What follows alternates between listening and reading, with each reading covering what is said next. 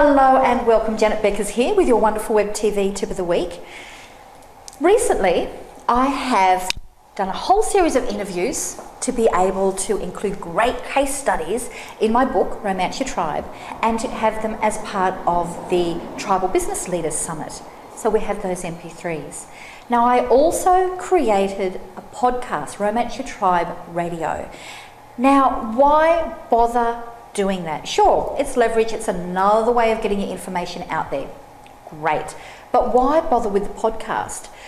The thing is, the podcast, doing a 20-minute interview is fantastic. It is perfect for a podcast length. It's about how long people might spend in a car driving around. You know, it's a good activity time when people might be listening as well. iTunes, now this is the clever thing. Your podcast will go over to iTunes. Now, iTunes, when anybody puts out a new podcast and they set it up in the correct way, now that's the thing you've got to know. They set it up the correct way that iTunes recognises it as high value. You can go up at the very top part of iTunes in your category under new and noteworthy, and it will stay there for, it's about 8 weeks, I think, maybe 12, but I'm pretty sure it's about 8 wees. And after that, then you've got to compete with everybody else. So it means that if you're going to be launching this at the same time as you're doing all the other launches on your book or program or whatever it is that you're doing, the nice part is you're also going to be getting to all those people who go over into iTunes and are looking there for podcasts on their particular topic. And it's going to be right at the top.